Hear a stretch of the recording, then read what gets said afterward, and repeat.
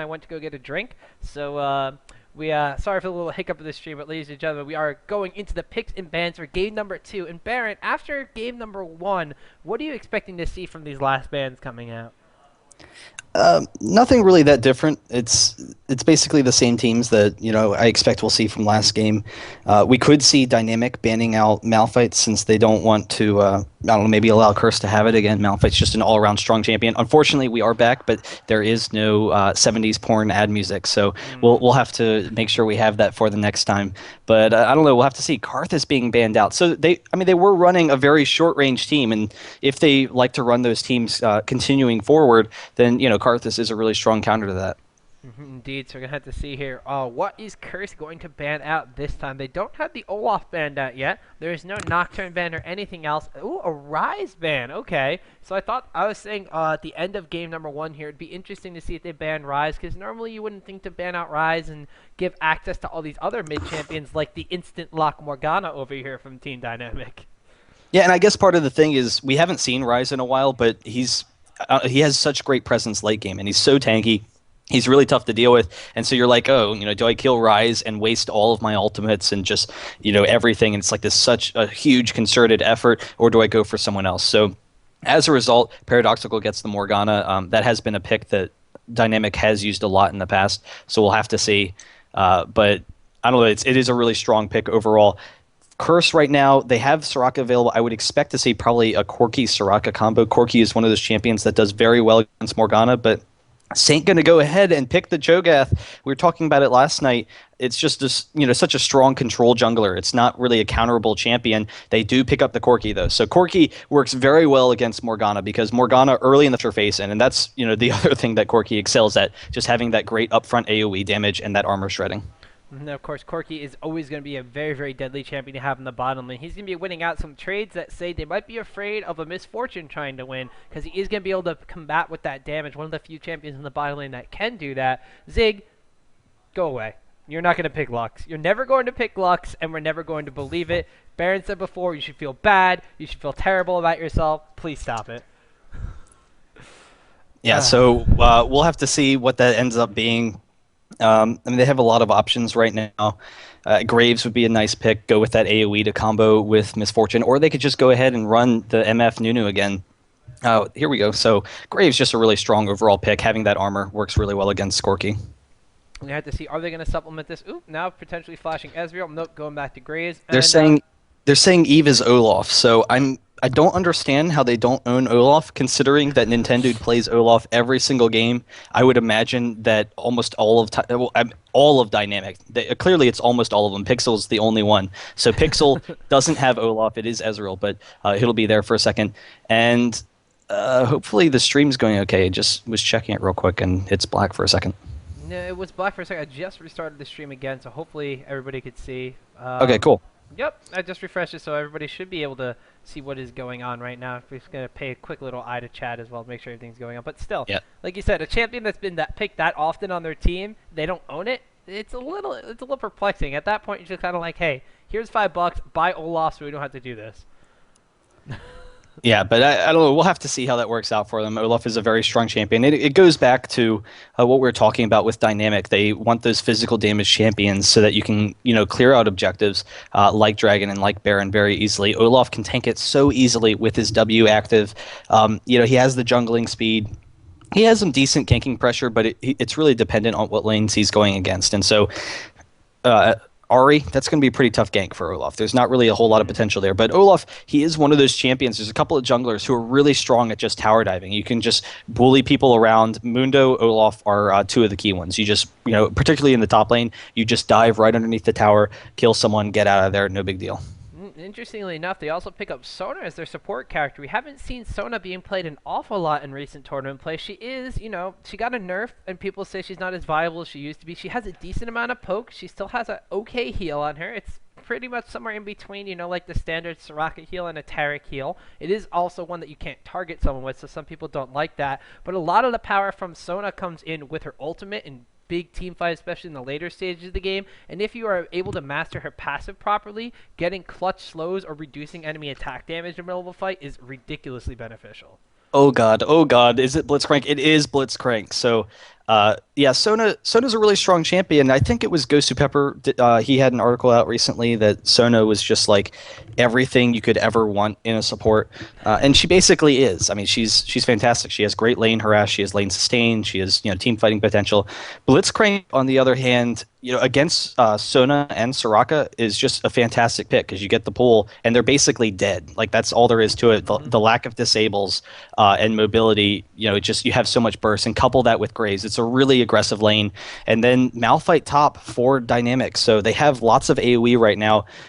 That's just going to give them a lot of fighting presence. And then it's AoE, but then Olaf is also really strong in those 1v1 situations and at disrupting the enemy carries. We're going to have to see here, what is Curse going to pick in their top lane to counteract that Malphite? I mean, Rumble did a pretty good job of holding off Malphite in the top lane last game for TD, although I don't necessarily know if Westrice has been playing a whole lot of Rumble. We're going to have to see what they do, and oh, that's a champion Westrice plays a whole lot of.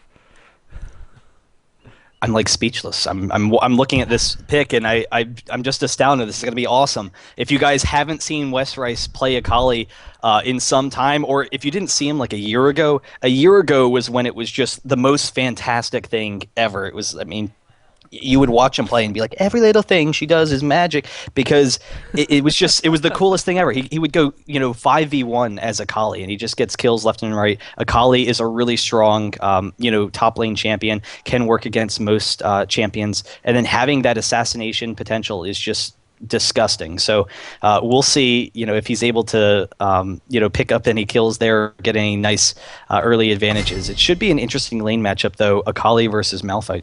With the jungle Olaf at the same time too. We were talking about the kill potential for the mid lane with Olaf. Now that we know the top lane matchup, I don't necessarily know how that is going to work out. Akali, of course, is going to have the Shroud to keep herself invisible, and she could get a sneaky getaway. But if Olaf's going to come in and slow down upon her, the only thing is pre-level 6, Akali's going to be very vulnerable to those top lane ganks and only has the invisibility to save her. Post-level 6, she can kind of abuse the mobility she has to kind of ultimate over to a enemy minion and then go back and then get away that way with coupled with her invisibility.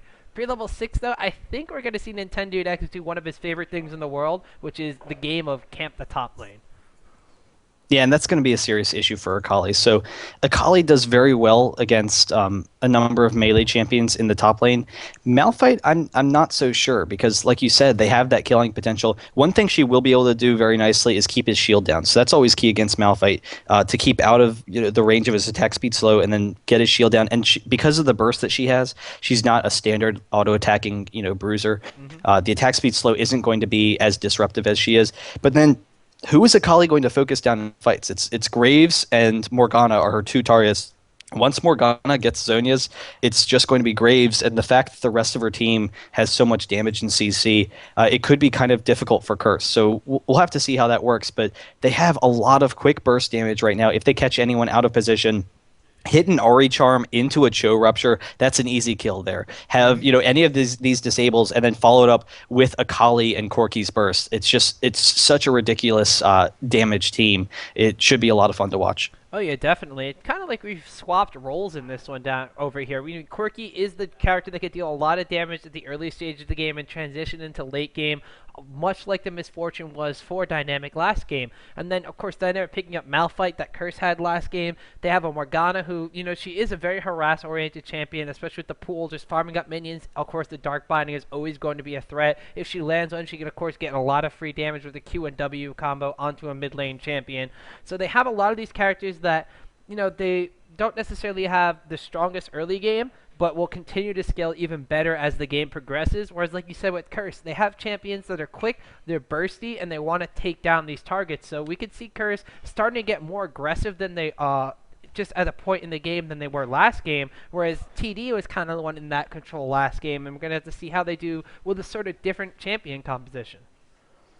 Yeah, and Dynamic in this game, compared with Curse's lineup last time, they have a much more aggressive team. And having that Malphite, the Malphite with Curse's team, Karthus is kind of a defensive hyper carry. He late game you want people to be running at you, whereas Malphite wants to be running forward. Morgana combos very well with that, and so if Malphite gets the initiation, Morgana can just jump right into the middle of the enemy team, and that's what she wants to do. Then Graves has a lot more burst and AOE than Ezreal does, so that's really strong as well with that AOE, so they can get some quick burst damage. But yeah, Curses, they definitely have a really terrifying team, and if Cho can get off to a nice start early, that could be devastating. One thing that's going to be kind of scary is the fact that Nintendo, whenever I watch him play, whenever anyone watches him play, whenever we watch him play, he's really aggressive a lot of times with counter jungling as Olaf early on, and he tries to invade because of how fast he knows he can clear creep waves. But Cho is also a very fast jungler, and Saint Vicious actually runs movement speed on Cho. So having that movement speed, if they can catch Olaf out of position early on, Ari has a lot of mobility. Akali, is really aggressive as well. There's kind of a potential there if Nintendo's trying to be overly aggressive with this Olaf pick, that they could maybe pick him out of position, get some early kills, and snowball off of it. And that is one thing that you said is very characteristic of Nintendo's play. He wants to be able to gank lanes. He wants to try to force it. I believe in one of the previous qualifying matches, there was a point in time where he just tried to gank top like 4 times in a row and just was not successful and wound up falling behind because of this one. One other thing that St. Vicious can do is if he sees Nintendo is going to be camping in lane, and say it's the top lane, for example, since we talked about this previously. If Westrise can play safe and stay safe in this, Nintendo might just get it in his head that he has to go in there, like you said, be aggressive, try to pick up a kill. St. Vicious on Cho'Gath, we saw him already go into the enemy jungle, feast upon the minions, smite the other big minion, and leave him with half a jungle. So that could be devastating to Olaf's farm potential. Yeah, that's definitely true. That's something to always watch out for, that counter jungling from Cho. And I don't know. I'm kind of curious. I'd like to see how West does this game. I mean, that's the big key. He has played Akali some recently. I think in the TSM tournament, that was it. And there was like 2 games in particular. The 2 games combined against Curse versus TSM. He went like 30-5 or something like that. So just ridiculous scores. But we'll have to see. Malphite isn't a champion that Akali's going to be looking to burst down. So for the most part, Westeros is just going to sit back, look to farm, see how he can do a little bit later in the game, and we'll see how he itemizes. So that's also going to be kind of key, whether or not he maybe builds a little bit tankier to deal with the fact that they have a strong AoE team, so he doesn't just get bursted down, or if he goes. I'm assuming he's going to go with a Gunblade, because against Malphite is going to constantly just walk up and try and harass Akali. So having that extra regen in lane would allow Akali to be a little bit more aggressive in fights, because you'll always end up in a fight in full HP, and that's what Akali's going to need to do. She needs to be in fights full HP to be able to burst people down. Oh yeah, she needs to be the one that's going to be going in there on the cleanup duty, which they had Ezreal for last game, which Ezreal can do very well, but now that Westeros is on Akali can do it kind of better. So she's basically just built for it altogether. And right away, starting the game off with a bang, we have a pause. I'm still in the loading screen, so you have the pause. I don't know if it's a pause for my benefit. I'm assuming the team's pause, but hopefully everything's good. No, I don't know. I'm actually going to open up the chat and see very quickly what is going on. This is a dangerous maneuver, ladies and gentlemen. Oh, apparently 1 sec was said. So that's it.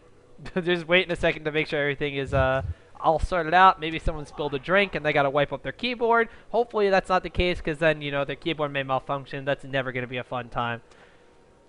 But yeah, it's probably not that big of a deal. So in the meantime, we get to talk more. That's always a great thing. Oh, hooray! Man, I absolutely love talking, especially when it's you, Baron. I feel like these are the times we really get to know each other. This is the times we really get to know each other, become one with another. So, how are you today? 24M enjoys long walks on the beach, reading romantic novels, and my day. Yes, my day was fantastic.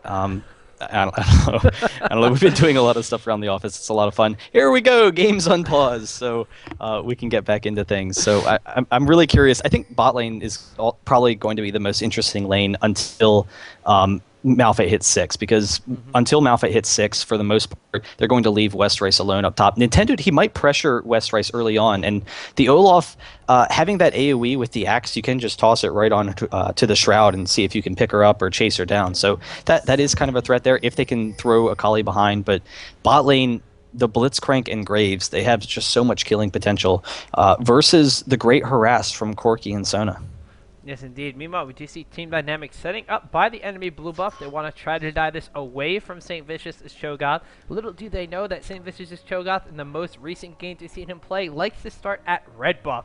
So meanwhile, Curse is going to be down here towards the bottom lane, potentially either waiting for that ward to spot where TD is going to be, and they do place a ward at the exact same spot. Ping's going off immediately to go and contest TD's red buff. So interesting enough to see. A little bit of a swapsies going on from both sides. TD is going to be going up, and they're going to their own enemy's red buff. So potentially just a red buff steal going on from both sides here, Baron.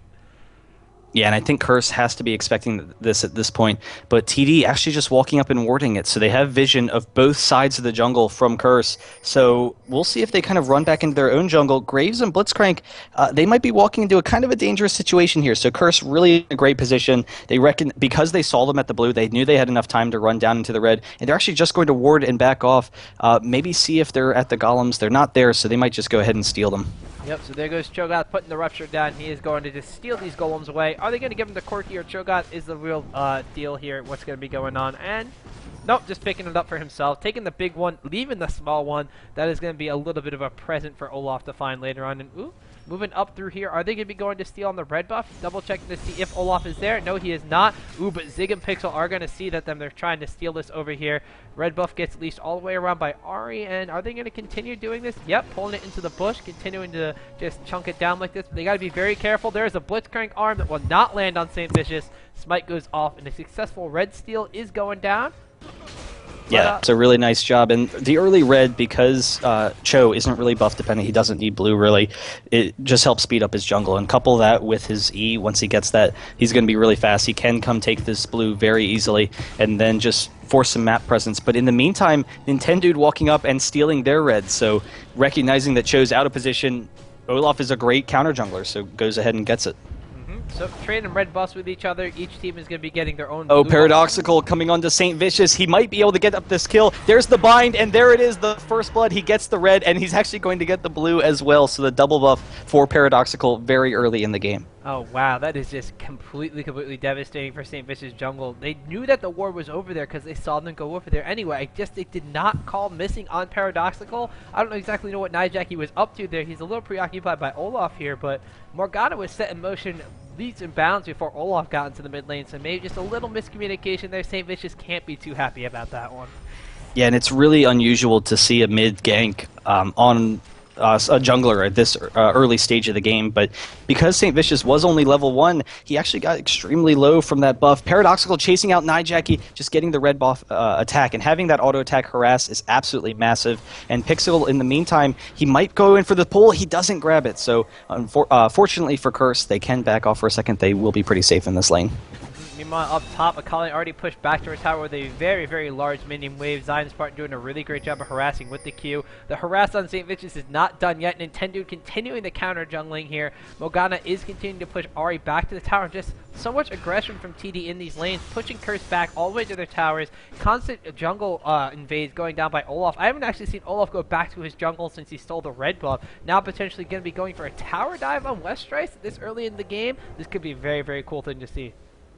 Yeah, and Pixel getting the grab on the Corki almost picked up the kill down bottom, but they were able to get out of there, so they have to worry about that pressure. And now that Zig is 3, once he hits 5 also, that's just going to be brutal how much damage they have. And then 6, oh, the pull, he gets the minion actually, so they are going to be okay. But it's wild. St. Vicious, he's done so well with Cho'Gath in the past games that we've seen, and Cho'Gath is that control jungler, but he is so far behind in this game. He's just being abused from Dynamic.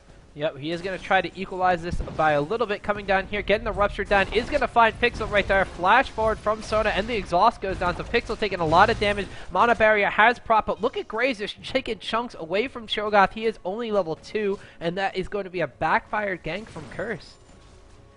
Yeah, and they were able to burn some summoners, but when you're behind, you cannot fail on ganks. And so failing on ganks, St. Vicious is just falling further and further behind on golden experience, and it allows Nintendo to just constantly have this pressure up. He is 3 levels ahead of St. Vicious right now, and just constantly abusing him, and he's actually coming in behind both Corki and Sona, and Cop is extremely low. They may be able to pick up this kill, and he is going to throw off the Ghost, and then come right onto Elements. He dies almost instantly, and then he gets right out of that tower.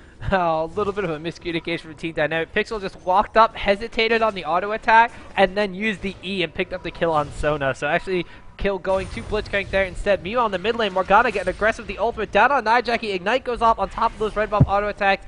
Not going to be enough. Morgana, though, is ignited as well, and she's barely going to live through that one. So lots of aggression being traded in the mid lane on top of this.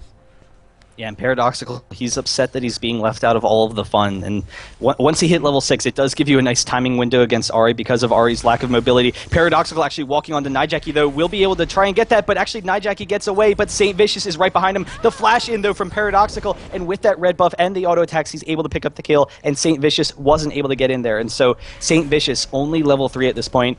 Fortunately for him, Ahri's dead, so he gets the mid experience, but even so, Dynamic 3-0 start.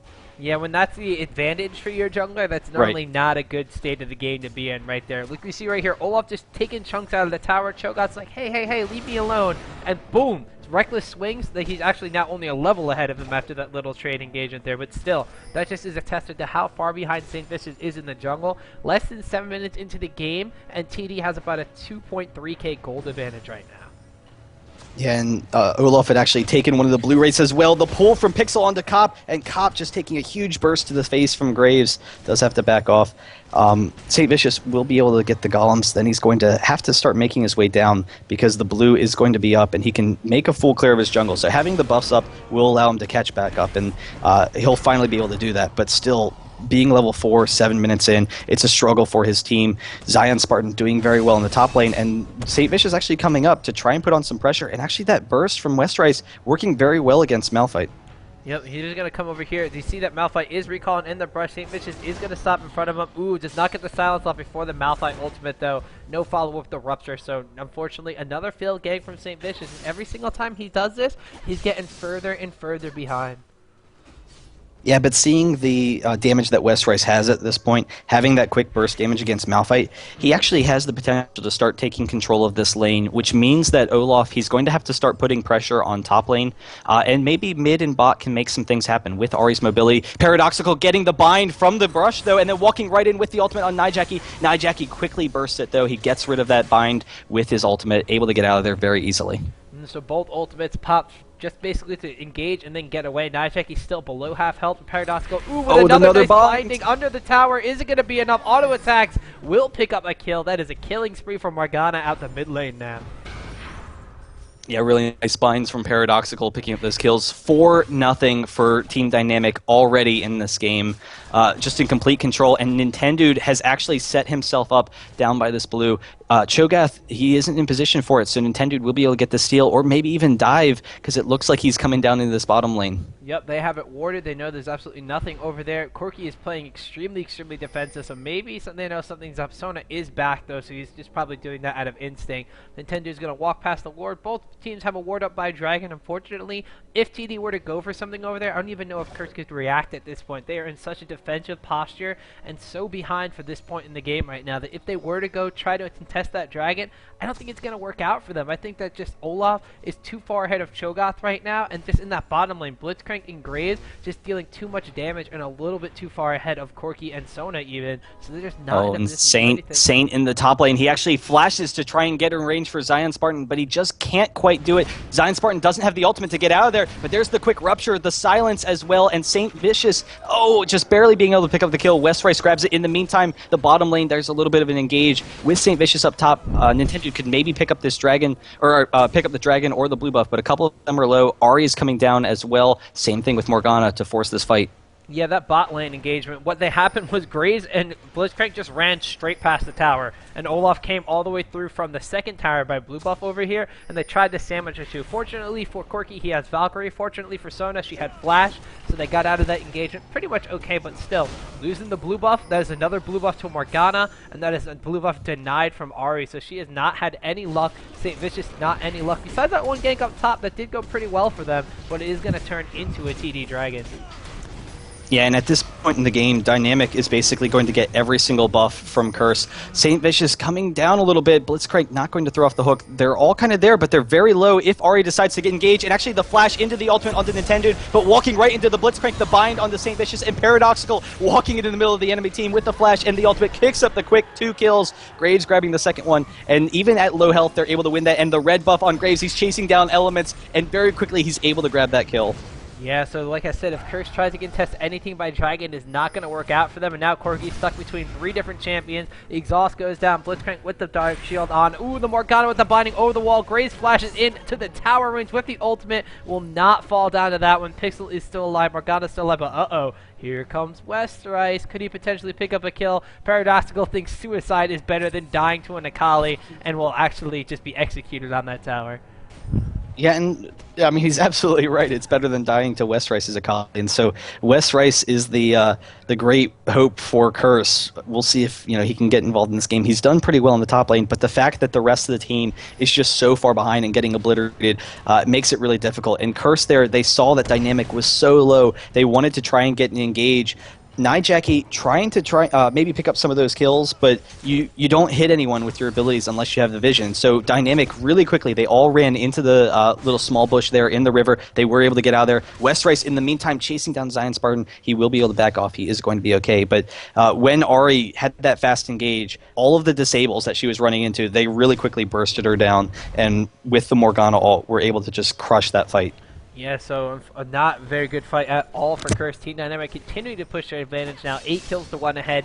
18,000 gold to 12.2 thousand gold. There is no towers down yet. Malphite in the top lane has actually built a Negatron cloak. Just clicking on his item because, again, in addition to a chain vest. So he's building up against both types of damage from that Akali up there. Oh, the pull from Pixel, and Cop goes down instantly. Just really quick burst from Dynamic in the bottom lane. He was sitting there waiting for a while in the bush, hoping that he'd be able to grab it, and once Graves came back, it was done.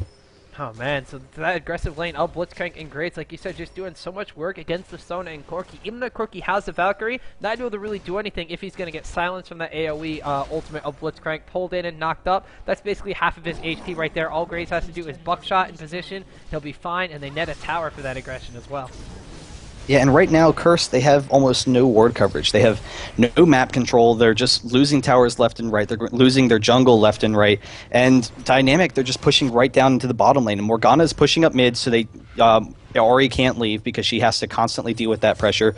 Kali is top. Malphite actually making his way down in the mid lane. And very quickly, they take that tower down to half. But Ari is here. They could maybe get an engage, but it probably wouldn't be worth it for them. And Paradoxical actually coming in behind them. There's an ultimate down. St. Vicious. And then there's the Malphite ultimate to finish it off. Zion Spartan picks up a kill over there onto St. Vicious. Ari just pinned up against her tower right here, but there are 5 members of Team Dynamic, and this is not going to be a happy place for her to be. This continuing, pulling this wave out into the jungle here to push it down. That means that these minions are going to have free reign over the tower. Nijaki knows it's not a good position to be in, backs up, sacrifices the tower. Now 2 towers being picked up for TD, 10 kills to 1, potentially a 3rd tower here as they're just continuing this constant aggression. There's a pull onto Elements. Elements are going to get knocked over the air. Good ultimate hits Blitzcrank, but unfortunately not going to be enough to take them down. Looks like Corki's trying to get the damage in. Nijaki going and trying to burst someone down. Does not pick up a kill on Blitzcrank. Corki ultimates will be fired and push them off of the tower, but no kills net for Curse. They just don't have enough damage.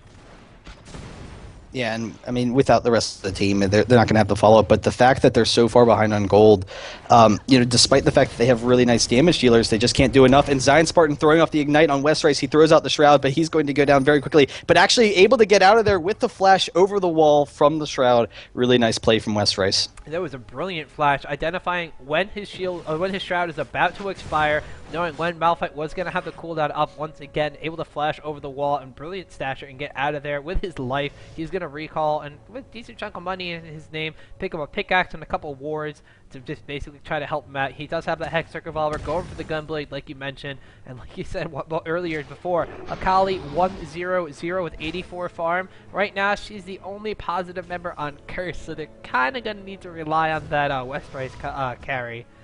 Yeah, but the issue is they are so far behind. Nijaki, 68 CS and 0-3 at this point in the game. So he has very little killing potential that he needs to, and a lot of dynamic is tanky. So they have both Ori and Akali are kind of assassin kind of champions. They have high mobility, have lots of burst damage, but without the items, they're not going to be able to get anything done. They're just going to walk right into a wall, and Nintendude able to steal that blue really easily.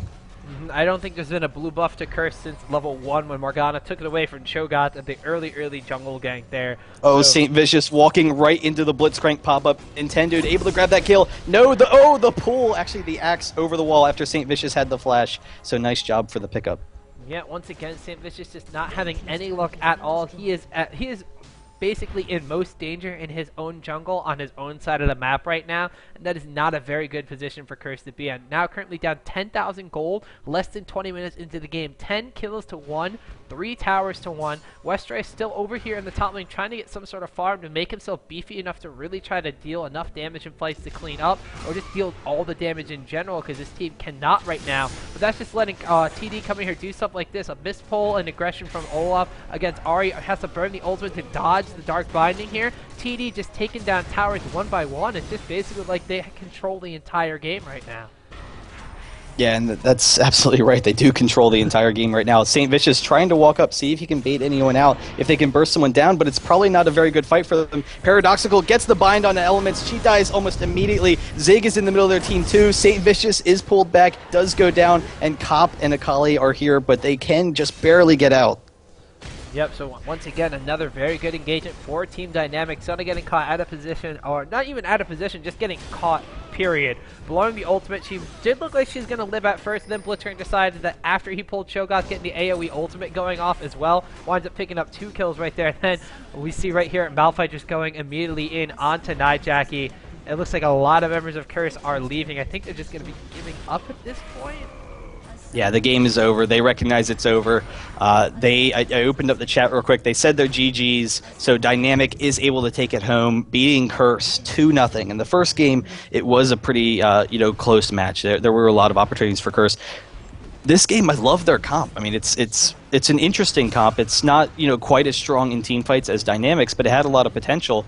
The issue is they were just so far behind early, and once Cho was behind, Paradoxical with the level 2 gank on Cho'Gath in the jungle is almost unheard of. He was able to pick up the kill, grab the double buff, and Olaf really early on was 3 levels ahead of Saint Vicious, just completely abused him in the jungle.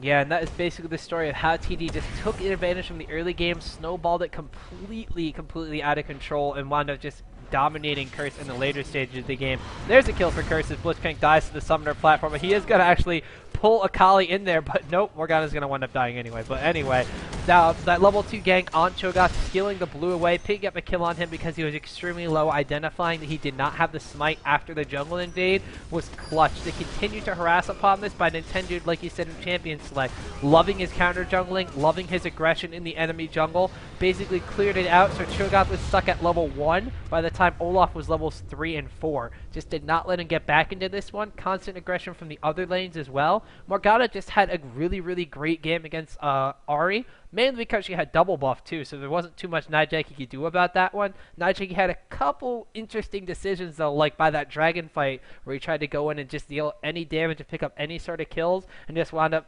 they couldn't team fight, and unfortunately TD just took it that way.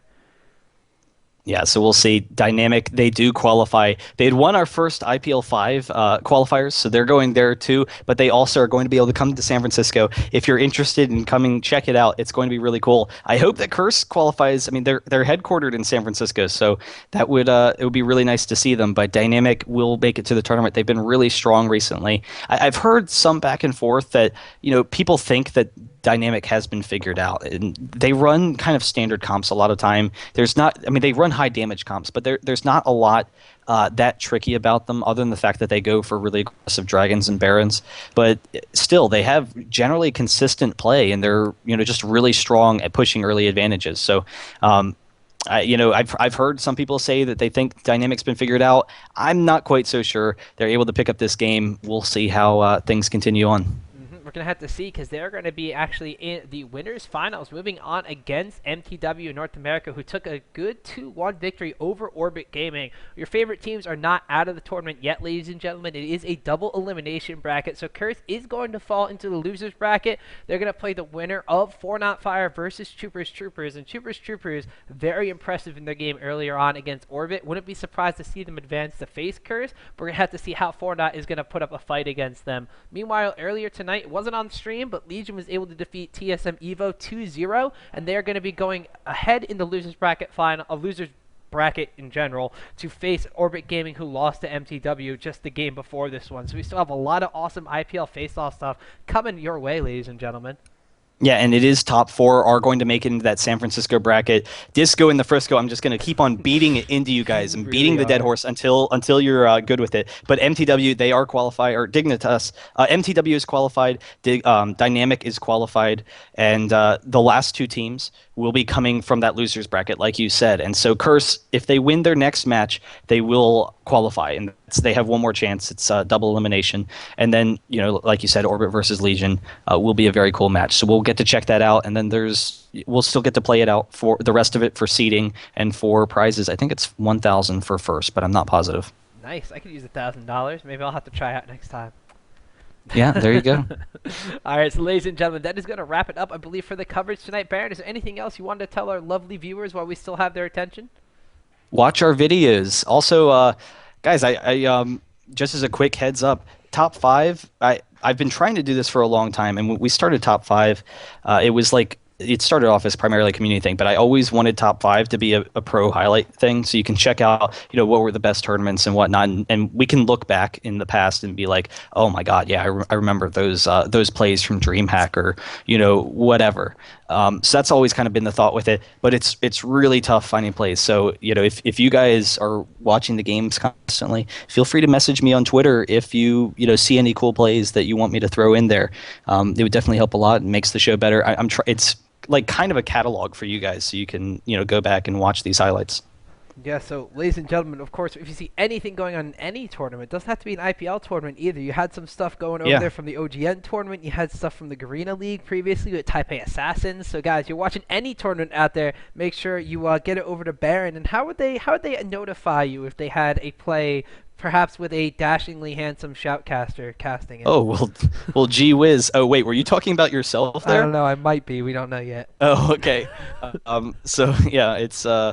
if you want to send it to me on Twitter at Baroncast, you can do that. Also, if you have any replays yourself, we still check out community replays, and it's fun. You can get in if you have a really awesome play of your own highlight. Send it into iplolreplays@gmail.com. We'll check it out, and on weeks where we have maybe 4 really impressive top plays or whatnot, you can make it in with the pro plays, and it'll be like, hey, guess what, TSM and M5, they had some of the best plays this week, but so did Johnny Whatsit. He was really strong, and he gets to show all of his friends. I heard he's actually going to be a replacement for one of the teams later on in the Face Off tournament. Johnny Whatsit, he's been striving for years, and I hear he's quit his job. He's going full time into League of Legends. He wants to be a pro. It should be fun to watch him. Nah, definitely should be. It's also very fun to watch you guys if you do get on that show. Ladies and gentlemen, I don't know about you, but those top 5 plays circulate all throughout my personal Facebook and Twitter like 16 times, which is basically the same effect as like 1,600 times of someone who actually has friends. So those things are really cool. You can show them around the internet, and people will just be like, oh man, I know that guy. And if they run into you into a solo queue match, you get like trolled to all hell. So it's a lot of fun. Trust me, it's a lot of fun. Yeah, and I'm really excited to see how Curse can do. I would still love them to qualify. They have the one last shot, and we'll see. They have the one game. It's just the one qualifier. It will be cool to see them, but they've come so far, and I think that's the thing you guys have to consider. They've been quite frankly, losing for a really long time, and that's kind of been Curse's MO, is that they have a lot of really strong players and they lose. But even so, they're starting to come together as a team. We're starting to see a lot more aggression. The Curse versus Legion matches were really cool yesterday, so it's nice to see this coming out of them. They're going to continue to grow. They're going to continue to improve. So we'll see how they can do. And Curse is not a team that wants to lose, nor is anyone in this bracket, so we're going to have a lot of amazing I love losing. Losing's the best. Losing is familiar, but I don't Losing know about is the the best right now. I don't know about you. I'm a little bit more of a winner, but every now and then I take the occasional loss just to remind myself how sweet it tastes in certain times. You go into ranked games and then you print out the match history and your mom puts it right on the fridge where everybody can see it and she is super proud. It's so true too. It's like you live with me or something. Well, regardless, it was fun, Tom. Quick shout out your Twitter. Oh, well, if you guys have one of these newfangled Twittery things, you can listen to me rant about how much I hate my job and wish I was playing Magic the Gathering instead, and sometimes some League of Legends stuff too. Follow me at Optimus Tom, and that's pretty much it. If you guys, I mean, that's about it. I got a Facebook too, facebook.com/OptimusTomTV. You want to get a little bit more social than 160 words? Feel free to chat to me. Yeah, all right. Thanks, guys. It was a pleasure casting the games. It was a lot of fun, as always. We still need to get the TriCast going. I'm really looking forward to that. Oh, I can't And wait for the we'll be able to TriCast. figure that out. Yeah. Triple Oh, the it's going to be the casters. greatest thing ever. Triple the caster, zero the pants. I'm waiting for it. It's the tagline. Reddit's or Riot is going to like put it up right in their main box. They're going to shut down ranked queue for like the couple hours. They're going to be like, no, you guys aren't allowed to play League of Legends. You have to watch the TriCast. You're not allowed to play. You have to watch the TriCasters, who also aren't allowed to spectate anybody playing. That'd be terrible. Oh well. I think I may have not thought this through as well as I had hoped. Oh, well. When we do finally get the details all ironed out, of course, you guys will see it on our Twitters. We let you into all that information. But, ladies and gentlemen, before we go into more rambles and make ourselves sound even more and more strange, I'm going to cut the broadcast right now to save face. All right, thanks, guys. Later, guys.